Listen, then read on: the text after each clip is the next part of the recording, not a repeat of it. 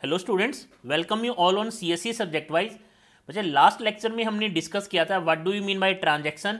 Transaction में मैं कौन कौन से ऑपरेशन परफॉर्म कर सकता हूँ। नेक्स्ट बच्चे हमने डिस्कस किया था कि अगर कोई फेलियर होता है तो बच्चे जितने भी राइट ऑपरेशन मैंने किए हैं उनको अनडू करूँगा और कैसे करूँगा, with the help of system log file. Right, अब बच्चे हम आज के लेक्चर में एक इंपॉर्टेंट पॉइंट डिस्कस करने जा रहे हैं, that is consistent state of dB. इसका मीनिंग क्या है बच्चे? देखो, एक डीबी कब कंसिस्टेंट स्टेट में होगा। राइट, अब बच्चे डिस्कस करते हैं। देखो, आप मान लो बच्चे आपने क्या किया, कोई भी एक ट्रांजैक्शन स्टार्ट हुआ, कोई भी एक ट्रांजैक्शन मान लो T1 स्टार्ट हुआ, तो बच्चे सबसे पहले जब भी वो किसी डेटा आइटम से वैल्यू को रीड करेगा या राइट करेगा, बच्चे वो वैल्यू कहाँ रखी हुई है? वो वैल्यू रखी हुई है बच्चे मेरे डीबी में। राइट, और डीबी में जो भी वैल्यू रहती है बच्चे, डीबी डेटाबेस, डेटाबेस कहाँ स्टोर है बच्चे? मेरा डिस्क में। राइट, तो इट मीन्स डिस्क या DB, disk means table storage बच्चे। राइट, डिस्क या डीबी मीन्स जो भी वैल्यू है, अभी मेरा डीबी किस फॉर्म में है? कंसिस्टेंट फॉर्म में है बच्चे। राइट, कंसिस्टेंट फॉर्म में है। अब देखो बच्चे, आपने क्या किया? बिगिन ट्रांजैक्शन किया, ट्रांजैक्शन को बिगिन किया बच्चे। अब बच्चे जब ट्रांजैक्शन को बिगिन किया तो डीबी किस फॉर्म में था बच्चे? कंसिस्टेंट फॉर्म में था। राइट, अब बच्चे आपने क्या किया? ट्रांजैक्शन को बिगिन करने के बाद कुछ सेट ऑफ ऑपरेशंस परफॉर्म किए। हो सकता है रीड किया हो सकता है राइट किया हो। जब भी बच्चे आप एंड करोगे ट्रांजैक्शन का, जब भी आप एंड करोगे ट्रांजैक्शन का, उस टाइम भी डीबी आपका किस फॉर्म में होना चाहिए बच्चे? कंसिस्टेंट फॉर्म में होना चाहिए। अब सर इसका मीनिंग क्या है कंसिस्टेंट फॉर्म का? देखो बच्चे, इट मीन्स कोई भी इंटरमीडिएट स्टेट एक्सेप्टेबल नहीं होगी। जब आपने अगर स्टार्ट किया है, आपका डीबी कंसिस्टेंट स्टेट में था, तो एंड ऑफ द ट्रांजैक्शन भी आपका डीबी कंसिस्टेंट स्टेट में होना चाहिए। No intermediate state are acceptable.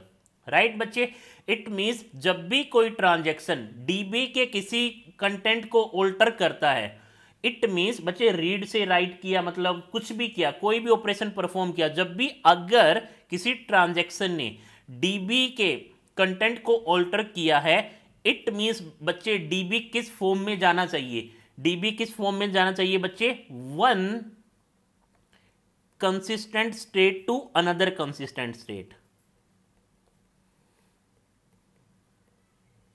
Right, अब बच्चे सर इसका मीनिंग क्या हुआ और ये क्यों चाहिए? देखो बच्चे क्या होता है। राइट, जब भी कोई मैंने डीबी पे कोई भी ऑपरेशन ऑल्टर किए हैं, डीबी के किसी भी कंटेंट को ऑल्टर किया है, तो बच्चे ध्यान रखना, हमेशा डीबी एक कंसिस्टेंट स्टेट से दूसरी कंसिस्टेंट में जाना चाहिए। अब बच्चे सर ये जरूरी क्यों है? इंटरमीडिएट स्टेट क्यों अलाउड नहीं है मेरी डीबी की? चेक करते हैं बच्चे इसको वन बाय वन एग्जांपल से। देखो बच्चे, हुआ क्या, आपको कोई ट्रांजैक्शन परफॉर्म करना था। राइट, अब मान लो आपको क्या करना है बच्चे? किसी एम्प्लॉय की सैलरी को अपडेट करना है या कुछ भी करना है। तो इनिशियल जो सैलरी है, इनिशियल सैलरी है, अब ध्यान से देखना बच्चे, इनिशियल जो सैलरी है वो है बच्चे मेरी 1000। राइट, इट मीन्स ये वैल्यू कहां रखी हुई है बच्चे? सैलरी की वैल्यू मेरे डीबी में, और डीबी में जो भी वैल्यू है वो इट मीन्स कंसिस्टेंट फॉर्म में है। राइट, अब देखो बच्चे, ट्रांजैक्शन T1 आया, ट्रांजैक्शन T1 ने क्या किया बच्चे? जो सैलरी की वैल्यू है वो क्या कर दी? Salary plus 500। आ रहा है बच्चे समझ में? नेक्स्ट बच्चे, ट्रांजैक्शन T2 आया, इसने भी क्या किया बच्चे? Salary is equal to salary plus 500। ये ध्यान से देखते जाना बच्चे, बहुत इंपॉर्टेंट पॉइंट है। अगर आज का लेक्चर आपको समझ में आ गया तो मान के चलो बच्चे 80% ट्रांजैक्शन कंप्लीट हो गया आपका। राइट, अब बच्चे क्या हुआ? ट्रांजैक्शन T1 क्या हो गया बच्चे? कमिट हो गया। ट्रांजैक्शन T1 कमिट हो गया बच्चे। अब देखना इसका मीनिंग क्या है बच्चे, आप समझने की कोशिश करो। देखो बच्चे, सबसे पहले इनिशियल मेरी सैलरी की वैल्यू क्या थी बच्चे? 1000, और ये वैल्यू कौन सी थी? जो डीबी में रखी हुई है। अब आपको क्या करना है? राइट ऑपरेशन परफॉर्म करना है। Salary is equal to salary plus 500, mean salary की वैल्यू जब बच्चे ये सैलरी रीड हुई थी, ये सैलरी वैल्यू रीड हुई थी, ये कहां से रीड हुई थी बच्चे? इट मीन्स डीबी की वैल्यू रीड हुई थी, जो डेटाबेस में वैल्यू है वो रीड हुई थी। तो यहां वैल्यू क्या आएगी? 1000। राइट, अब बच्चे ये 1000 प्लस 500, ये टोटल वैल्यू कितनी होगी बच्चे? 1500। बट क्या ये वैल्यू बच्चे मेरे डीबी भी गई है, अपडेट हुई है, नहीं हुई। ये कहाँ हुई है बच्चे? बफर में। ये कौन सी वैल्यू थी बच्चे मेरे? डीबी की, राइट। अब बच्चे इसने क्या किया, ट्रांजेक्शन T2 आया, इसने salary is equal to salary plus 500 किया, तो इसने कौन सी वैल्यू रीड की? डीबी वाली वैल्यू रीड की या ये 1500 रीड की? बच्चे इसने 1500 रीड की। क्यों? क्योंकि same data item main memory sorry या बफर में ऑलरेडी अवेलेबल था। तो 1500 प्लस 500 इज इक्वल टू 2000। ये भी वैल्यू कहां स्टोर है बच्चे? बफर में, राइट। अब ट्रांजैक्शन T1 कमिट होता है। अब बच्चे ट्रांजैक्शन T1 कमिट होता है, इट मींस जो डीबी की वैल्यू थी, कितना है बच्चे? 1000, वो कितनी हो गई बच्चे अब? 1500। अब मेरी डीबी में रिफ्लेक्ट हुई है बच्चे, ये वैल्यू बफर में थी, अब कमिट होने के बाद 1500 हुई है। आ रहा है बच्चे समझ में?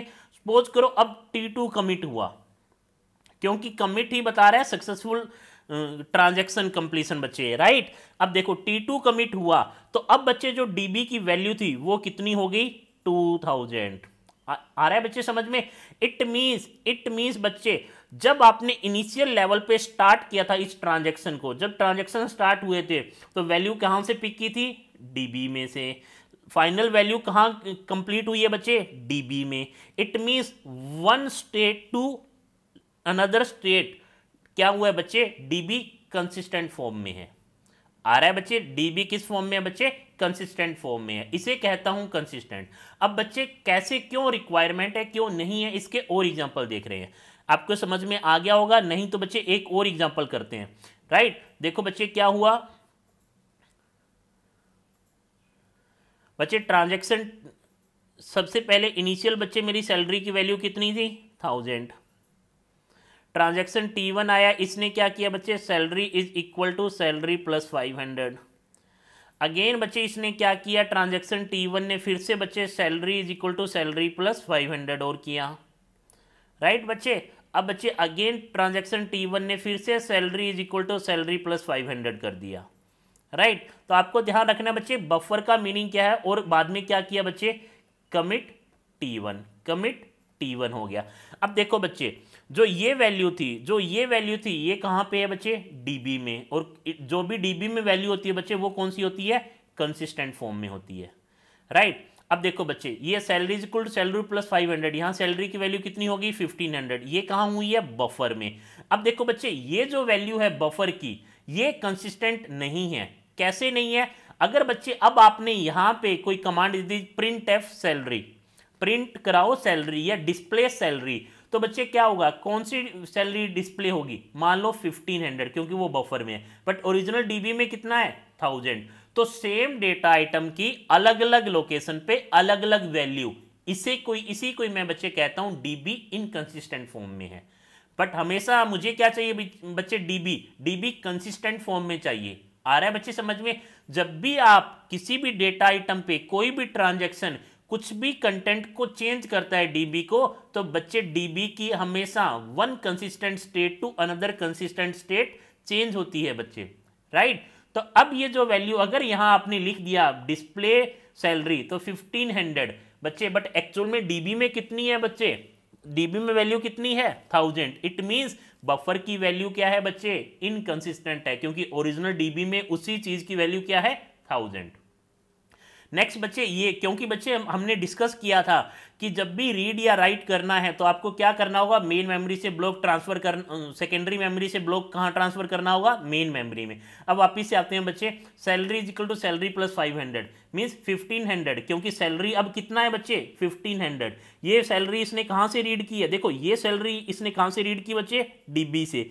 ये सैलरी कौन सी रीड की? ये बफर वाली। 1500 प्लस 500 बच्चे 2000। अगेन बफर में डेटा आइटम सैलरी की वैल्यू क्या है? 2000। ये वैल्यू भी कहां से रीड की है बच्चे? बफर से। 2000 प्लस 500, राइट बच्चे। अब बच्चे इसने कमिट कर दिया, तो जो बच्चे मेरी डीबी की जो सैलरी थी वो कितनी थी बच्चे? 1000। ये कितना अपडेट हो गया बच्चे? 2500। आ रहा है बच्चे समझ में? तो ये अब डीबी सबसे पहले डेटाबेस में बच्चे, डेटाबेस किस फॉर्म में था? कंसिस्टेंट फॉर्म में था। एक बार कमिट हो गया तो भी डेटाबेस किस फॉर्म में आ गया बच्चे? कंसिस्टेंट फॉर्म में आ गया। आ रहा है बच्चे समझ में? इसीलिए मेरे को कंसिस्टेंसी चाहिए। जो भी बफर की वैल्यू होती है बच्चे, बफर की जो भी वैल्यू होती है वो हमेशा बच्चे इनकंसिस्टेंट होगी। बफर की वैल्यू हमेशा इनकंसिस्टेंट होगी, ये समझो बच्चे। सर ये salary is equal to salary plus 500 है, ये भी क्या सैलरी इनकंसिस्टेंट है? नहीं बच्चे, ये कंसिस्टेंट फॉर्म में है क्योंकि ये डीबी से वैल्यू उठाई गई है। बट ये जो नेक्स्ट सैलरी है बच्चे, ये कहां से ली गई है? बफर से। ये नेक्स्ट सैलरी कहां से ली गई है बच्चे? बफर से। ये इनकंसिस्टेंट फॉर्म में है बच्चे। आ रहा है आपको समझ में बच्चे? इट मीन्स बच्चे जो मेरी डीबी में जो वैल्यू है, मीन्स जो भी फाइनल वैल्यू रिफ्लेक्ट हुई है या जो भी इनिशियल वैल्यू मेरी डीबी में है वो किस फॉर्म में है बच्चे? वो कंसिस्टेंट फॉर्म में है। एक और एग्जांपल करते हैं बच्चे इसके लिए। सपोज करो बच्चे इनिशियल मेरी सैलरी है, इनिशियल डेटा आइटम सैलरी की वैल्यू कितना है बच्चे? 1000। ध्यान से देखते जाना बच्चे, राइट।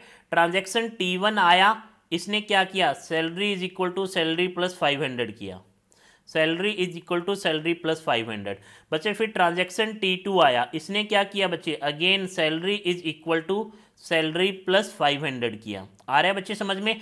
अब बच्चे क्या हुआ? ट्रांजैक्शन T2 ने कहा कि display the salary, display the salary, right.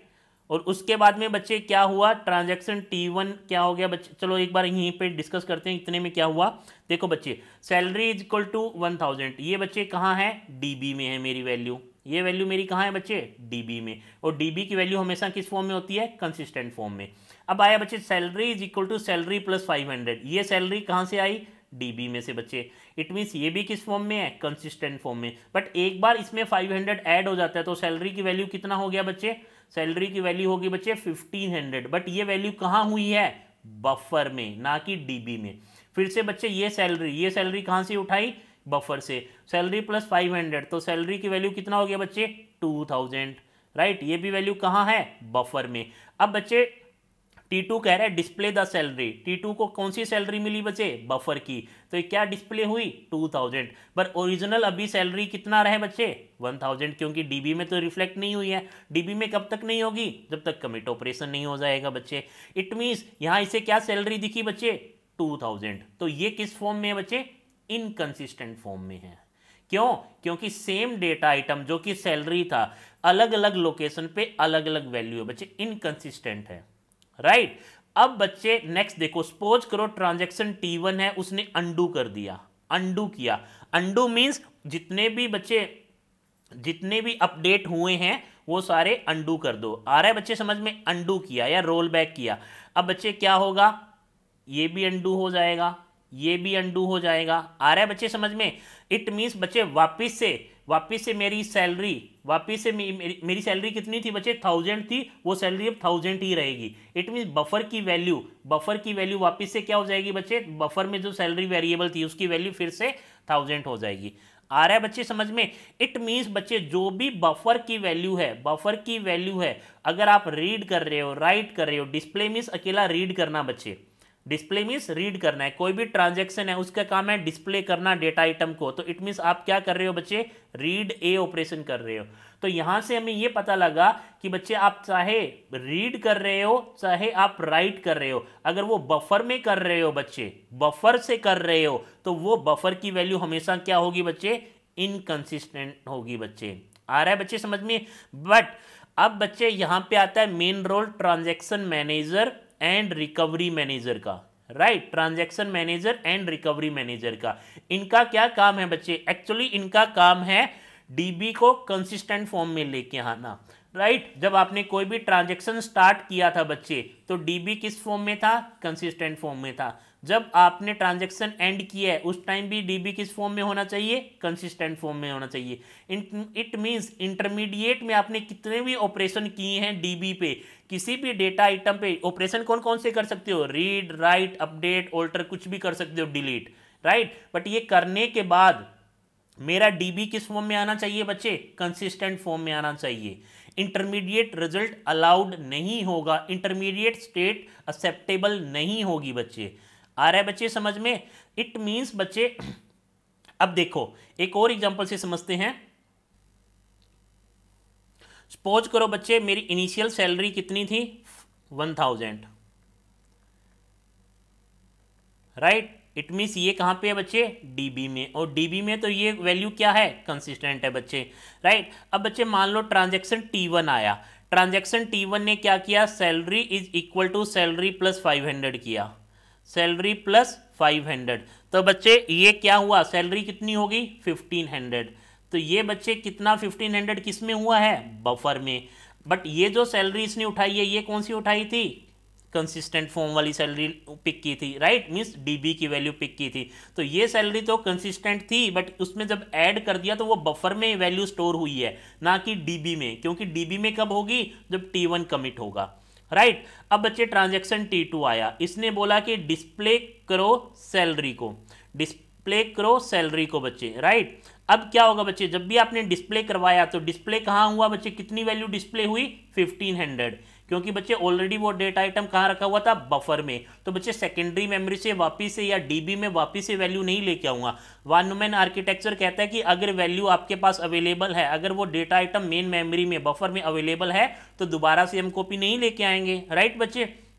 तो सैलरी कितनी डिस्प्ले हुई 1500, और ये सैलरी कौन सी थी, बफर वाली, इट मीन्स ये सैलरी क्या है बच्चे, इनकंसिस्टेंट है, राइट। मान लो बच्चे अब ट्रांजैक्शन T1 क्या करता है बच्चे, अंडू करता है, अंडू करता है, राइट बच्चे। अगर अंडू करेगा तो वापिस से सैलरी की वैल्यू क्या हो जाएगी, सैलरी की वैल्यू क्या होगी बच्चे, वापिस से सैलरी की वैल्यू हो गई बच्चे, जो भी ऑपरेशन परफॉर्म हुआ था ये हट जाएगा, जितने भी राइट ऑपरेशन हुए वो अंडू हो जाएंगे, तो वापिस से सैलरी की वैल्यू कितनी आ जाएगी 1000। अब मान लो बच्चे T2 करता है कि मुझे डिस्प्ले कराओ सैलरी, डिस्प्ले करवाओ सैलरी बच्चे, तो अब कितनी सैलरी डिस्प्ले होगी बच्चे, अब सैलरी होगी बच्चे 1000, आ रहा है बच्चे समझ में, सैलरी कितनी प्रिंट होगी 1000, बट अब ये 1000 कौन सी है बच्चे, कंसिस्टेंट फॉर्म में है, आ रहा है बच्चे समझ में, आ रहा है बच्चे समझ में। इट मीन्स जब तक बच्चे प्रीवियस ट्रांजैक्शन कंप्लीट नहीं हो जाता तब तक बच्चे नया ट्रांजैक्शन अगर उसे एक्सेस करने की कोशिश करेगा सेम डेटा आइटम को तो प्रॉब्लम है मेरे लिए। इट मीन्स बच्चे मान लो एक ट्रांजैक्शन T1 है, वो प्रोग्रेस स्टेट में है, अभी कमिट नहीं हुआ है या अंडू नहीं हुआ है, और उसके बीच में अगर आपने किसी ट्रांजैक्शन T2 को अलाउड कर दिया इन डेटा आइटम्स जो T1 यूज कर रहा था बच्चे, तो बच्चे प्रॉब्लम क्या आ सकती है, इनकंसिस्टेंसी की प्रॉब्लम आ सकती है, आ रहा है बच्चे समझ में। इट मीन्स बच्चे अगर कोई ट्रांजैक्शन प्रोग्रेस स्टेट में है और कोई नया ट्रांजैक्शन आके जो प्रोग्रेस स्टेट में ट्रांजैक्शन था उसके डेटा आइटम को यूज कर रहा है तो बच्चे इनकंसिस्टेंसी आने के चांसेस हैं। इनकंसिस्टेंसी का मीनिंग क्या है बच्चे, सेम डेटा आइटम की अलग अलग लोकेशन पे अलग अलग वैल्यू होना। सपोज करते हैं बच्चे एक और एग्जांपल देखते हैं, सपोज करो बच्चे इनिशियल सैलरी मेरी कितनी है 1000, राइट। अब ट्रांजैक्शन T1 आया, T1 ने क्या किया बच्चे, salary is equal to salary plus 500, तो इनिशियल ये वैल्यू कितना हो गया बच्चे 1500, बट ये 1500 कहाँ हुआ है, डीबी में या बफर में बच्चे, बफर में, आ रहा है बच्चे समझ में। अब बच्चे क्या किया है, अब मान लो बच्चे T1 हो जाता है कमिट, T1 कमिट हो गया तो बच्चे अब ये सैलरी कितना हो जाएगा 1500। अब बच्चे T2 आया, अब T2 आया, T2 ने क्या किया बच्चे, डिस्प्ले सैलरी, रीड किया सैलरी को, डिस्प्ले सैलरी, तो बच्चे अब कितना आउटपुट आएगा यहाँ पे 1500, और ये 1500 किस फॉर्म में है बच्चे, कंसिस्टेंट फॉर्म में है, आ रहा है बच्चे समझ में। अब यहाँ ये कंसिस्टेंट फॉर्म में है, क्यों बच्चे, क्योंकि जो एक ट्रांजैक्शन था वो प्रोग्रेस में नहीं है, वो कंप्लीट हो चुका है, तब कंप्लीट हुआ है, सक्सेसफुली कंप्लीट हुआ है बच्चे, आ रहा है बच्चे समझ में। देखो दो टाइप से कंप्लीट हो सकता था, एक सक्सेसफुल एक अनसक्सेसफुल बच्चे, राइट। इसका मीनिंग क्या है देखते हैं बच्चे। देखो जब भी कोई ऑपरेशन परफॉर्म कर रहे हो, राइट, और एंड कर रहे हो ट्रांजैक्शन को, एंड क्या है बच्चे, अब देखो एंड दो तरीके से हो सकता है बच्चे, राइट। आप कोई भी ऑपरेशन है बच्चे एंड करना है, एंड क्या कर सकते हो बच्चे, एक तो आप क्या कर सकते हो अंडू करके, एक तो अंडू करके और एक सेव करके। देखो बच्चे एग्जांपल समझते हैं, इसको ध्यान से समझना बच्चे, रियल लाइफ एग्जांपल है। देखो मान लो बच्चे आपने क्या किया, एक डॉक्यूमेंट खोला, राइट, एक डॉक्यूमेंट खोला, राइट, ऑलरेडी उसमें कुछ बच्चे कुछ स्टेटमेंट्स थी, कुछ पैराग्राफ्स थे, राइट। अब आपने क्या किया बच्चे, इनिशियल लेवल पे मान लो ये है abc.doc, अब देखना बच्चे, कोई डॉक्यूमेंट खोला, इसमें ऑलरेडी बच्चे कुछ ना कुछ कंटेंट था। अब आपने क्या किया, कुछ नया कंटेंट इसमें ऐड किया, कुछ नया कंटेंट इसमें ऐड किया। जब बच्चे आप इस डॉक्यूमेंट को क्लोज कर रहे हो, राइट, पहले ओपन किया था बच्चे, ऑलरेडी इसमें कुछ कंटेंट था, फिर आपने कुछ डेटा को इसमें अपडेट किया, राइट। जब आपने एंड किया तो बच्चे हमेशा आपने देखा होगा कि ये पूछता है आपसे कि क्या मैं सेव करूं। तो अब आपके पास बच्चे दो चीजें हैं, आप अंडू कर सकते हो, सेव कर सकते हो, राइट। अगर अंडू किया तो इट मींस जो भी कंटेंट आपने लिखा था वो अब यहाँ कंटेंट यहाँ इस abc.doc फाइल में बच्चे अपडेट नहीं होगा। बट अगर आपने सेव किया इट मींस ये बच्चे फाइल क्लोज हो जाएगी और जो नया कंटेंट आपने ऐड किया था वो भी इसमें ऐड हो जाएगा। आ रहा है बच्चे समझ में? तो याद रखना बच्चे, इट मींस बच्चे जब आपने ओपन किया था इस डॉक्यूमेंट को, ओपन किया था डॉक्यूमेंट को, तब ये डॉक्यूमेंट क्या था बच्चे, किस फॉर्म में था, कंसिस्टेंट फॉर्म में था। जब एंड किया, एंड या तो आप अंडू कर सकते हो या सेव कर सकते हो। अंडू किया तो ये इनिशियल जो कंटेंट था वही रहेगा, इट मींस कंसिस्टेंट फॉर्म में रहेगा एंड करने पे। अगर आपने सेव किया तो ये अपडेट हो जाएगा, तो भी ये किस फॉर्म में है बच्चे, कंसिस्टेंट फॉर्म में है। इट मींस बच्चे हमेशा मैं क्या अलाउड करता हूं बच्चे, मैं अलाउड करता हूं कि जब भी मैंने ट्रांजैक्शन को बिगिन किया है तो वो कंसिस्टेंट फॉर्म में हो, आपने कुछ भी ऑपरेशन परफॉर्म किए हो, उसके बाद जब एंड करोगे ट्रांजैक्शन तो भी बच्चे डीबी मेरा किस फॉर्म में रहना चाहिए, dB always be in consistent form. अगर कंसिस्टेंट फॉर्म में नहीं है और आपने ओरिजिनल डीबी वाली वैल्यू नहीं पिक की, इट मींस बच्चे ऑलवेज जो भी बफर की वैल्यू होती है वो क्या है बच्चे, इनकंसिस्टेंट फॉर्म में है, क्योंकि वो रिफ्लेक्ट नहीं हुई है फाइनली आपकी डीबी में। ये ध्यान रखना। तो बच्चे होप करता हूं कि आपको ये चीजें समझ में आ गई होगी कि डीबी का कंसिस्टेंट स्टेट का मीनिंग क्या है, राइट।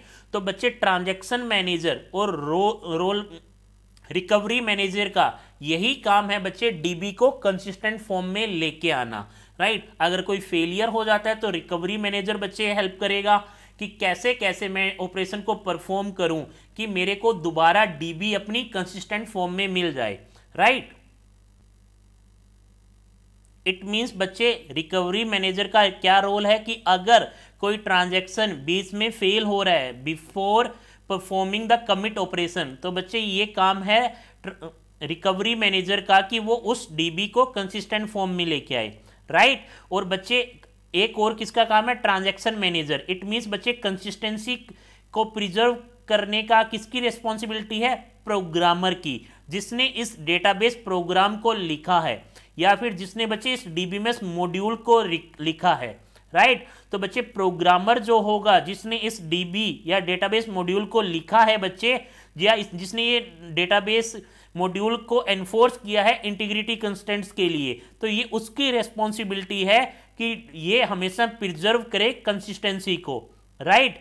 इट मींस बच्चे जब भी कोई डेटाबेस प्रोग्राम है उसको किस वे में लिखा जाना चाहिए कि वो हमेशा गारंटी प्रोवाइड कराए कि डेटाबेस कंसिस्टेंट स्टेट में था before execution of the transaction and after execution of transaction भी वो कंसिस्टेंट स्टेट में रहे। और हम ये एज्यूम कर रहे हैं उस केस में कि कोई भी इंटरफेरेंस ना हो अदर ट्रांजैक्शन का, राइट। क्योंकि बच्चे अगर अदर ट्रांजैक्शन को मैं इंटरमीडिएट में अलाउड कर देता हूं तो बच्चे अगर कोई भी वो दूसरा ट्रांजैक्शन ऑपरेशन परफॉर्म करेगा तो वो वैल्यू कहां से वो रीड या राइट कर रहा है, बफर से। और बफर के सारे ऑपरेशन हमेशा किस फॉर्म में होते हैं बच्चे, इनकंसिस्टेंट फॉर्म में होते हैं, ये ध्यान रखना, राइट। तो बच्चे हमेशा ध्यान रखो, बफर में कोई भी ऑपरेशन परफॉर्म कर रहे हो, रीड कर रहे हो, राइट कर रहे हो, वो हमेशा इनकंसिस्टेंट है।